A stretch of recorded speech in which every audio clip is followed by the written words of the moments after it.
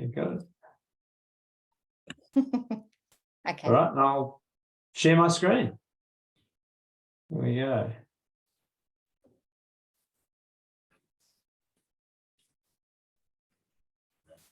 Okay, so there we are. So this is today, 30th of January already. Getting straight into the year. So what I'm talking about today is whether you can be sued when you're acting as an expert witness.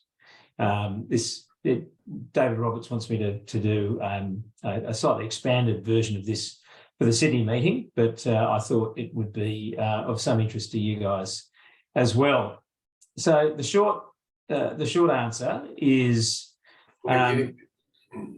if you're in the UK, then yes, you can be sued.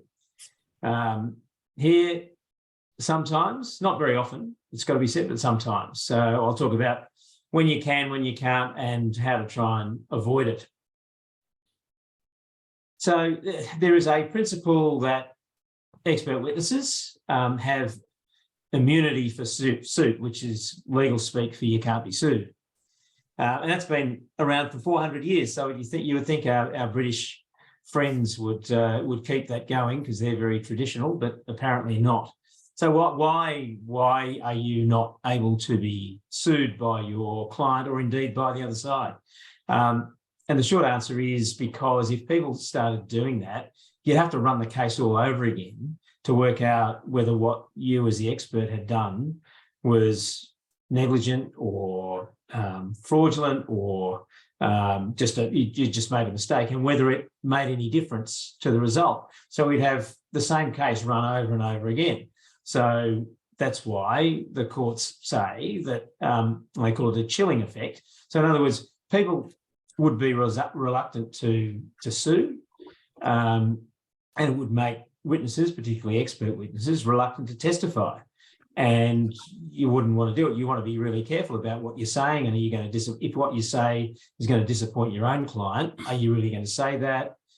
So it makes you second guess yourself. And so that's the principle, and that's the reason why, at least here and in England for 400 years until recently, you couldn't sue an expert witness for what they did in court.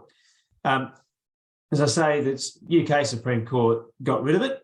They said, "Oh, that's just all theory," and if we allow expert witnesses to be sued, then we're going to rein them in. We're going to make sure that they do what you're required to do, which is to be fair and be really your first duties to the court, and not to your client, and not just say what your client wants you to say or what's best for your client.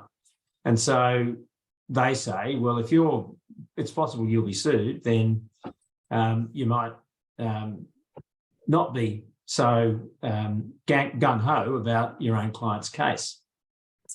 But we haven't done that in Australia. We've, in fact, since the UK Supreme Court overturned it, we've reaffirmed that expert witnesses are not able to be sued. And part of what the Australian justification is, it's not about protecting expert witnesses who perhaps do the wrong thing. It's about protecting the expert witnesses who do the right thing, which in the majority of cases is what happens. You do the right thing, but we want to protect you from vexatious litigants, from the disgruntled client who won't take no for an answer. And I'm sure those of you who do expert witness work will be very well aware that your client will say, "Oh, this is a terrible job, and the builder owes me hundreds of thousands of dollars," and you say to them, "Well, it's not necessarily so bad, and there are different ways to do it other than replacing all of the works or tearing it down and starting again." And your client may not be very happy about that, but nonetheless, you've got to tell them what the real situation is so far as your experience tells you, which may not please them, but for this rule, they might sue you. So that's why we have this principle. And notice in this slide, the last paragraph, so it's about what evidence you give in court, but it's not just what you do in court. It also extends to your expert reports. And it actually goes a little bit further than that, as I'll explain when I give you a case example. So what's not covered? Work that's done outside the court that doesn't affect the conduct of the case isn't covered. So if you're doing something outside court that doesn't actually reflect the way that the court case goes or how it might go or what happens in court, you're not covered by the immunity.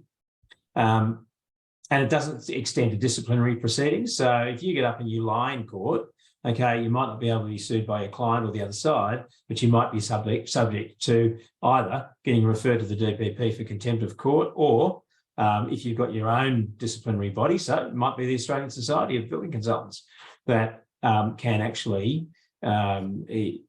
take a complaint and act on that complaint.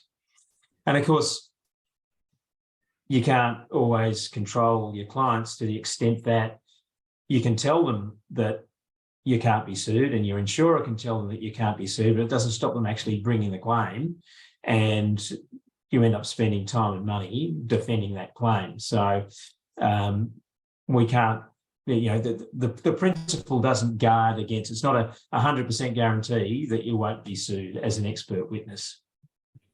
So to give you an example about this issue of can't be sued for what you do in court and what you can't be sued for outside court.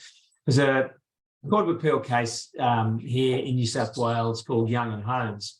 And in that case, Ms.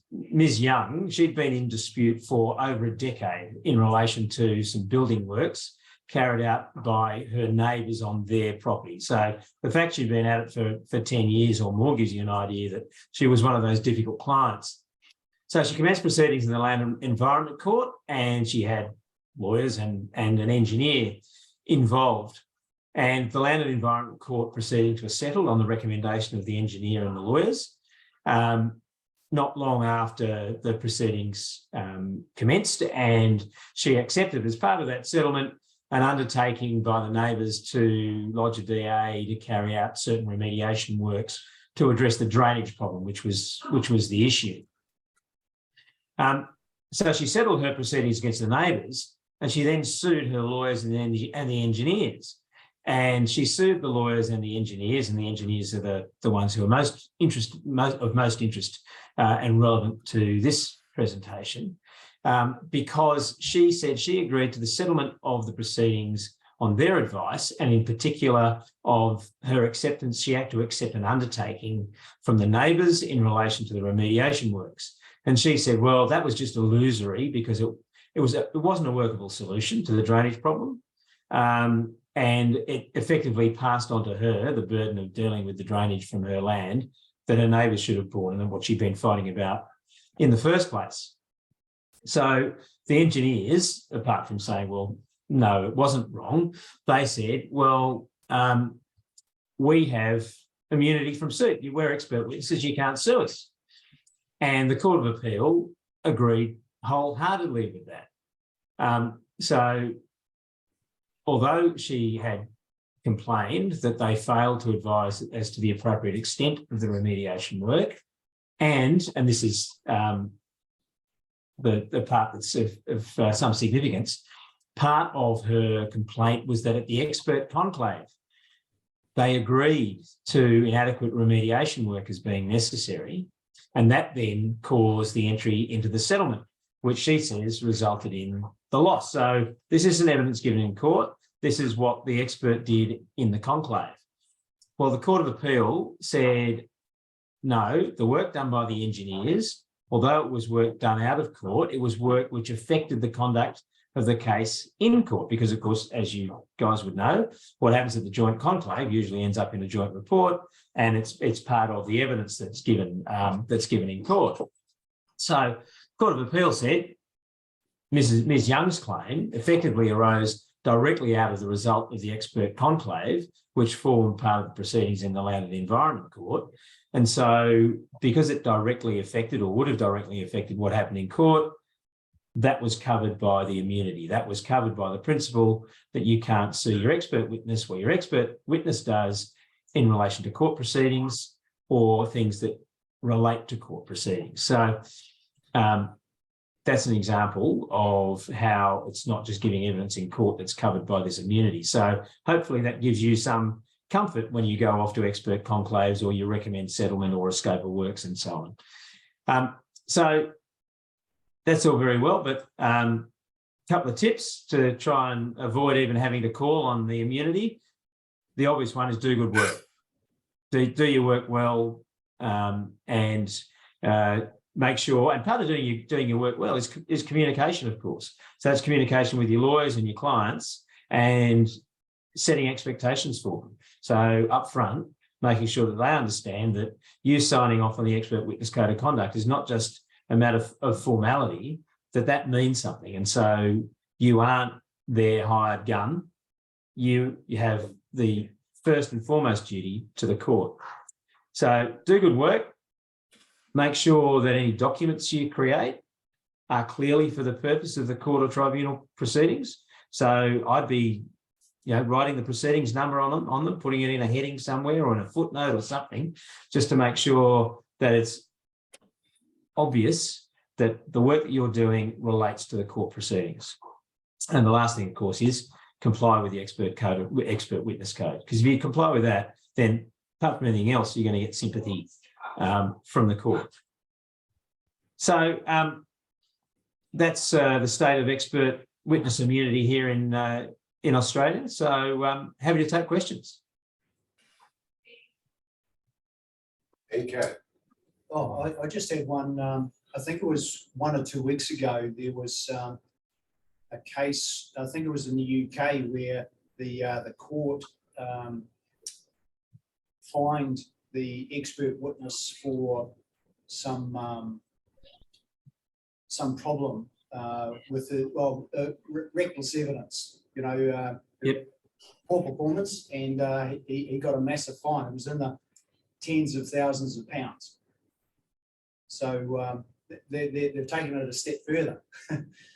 Well, I'm not aware of that particular case, John. But was it a fine, or did they make him pay the costs of the other side, his own client? No, it was a fine.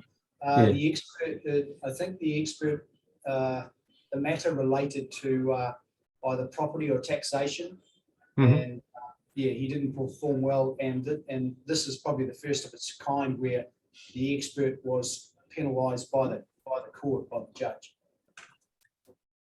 So that's as you say, it takes it a step further, but it's obviously part of the trajectory that they're following in the UK, which is to, they think, by holding a Damoclean sword over the head of the experts, they think they're going to get better expert evidence. I don't know if that's necessarily true, and it's certainly not the attitude the Australian courts take. So what about, we've had one of our own members sometime in the last 3 years that has been an expert witness for a client through NCAT, and the NCAT result wasn't in favour of the client. So she took our member to NCAT to recover basically all of the amount that the loss she didn't get initially, plus all of his fees, and she won. She not. Look, Graham, I'm aware of the matter you're talking about, and the principal difficulty there was that, as I understand it, the member didn't go to NCAT. He didn't turn up at the hearing. So that was the first problem. And the second problem was possibly, or presumably, he didn't get legal advice, in which case he ought to have been told that there's this defence. So if the defence wasn't run and the NCAT member isn't aware of it, and you and I both know that NCAT members aren't necessarily legally qualified, they come from all over. They could be architects, they could be engineers, they could be, who knows, just an upstanding member of the community. So they may not be aware of the defence. And where you've only got one person in front of you, they also have to be wary that they're not seen to be protecting the other party. So I think that was a particular circumstance. So with maybe different advice, things might have been different. Yes, I think that's the case. Thank you, Dave. Okay, well, thank you, David. Okay. That's Okay, very good. no, you're more than welcome, Dave. If there's no more questions, I will bid you good evening. Good evening. Thank you very much. Cheers. Thanks, David. You're welcome. Okay, see you guys.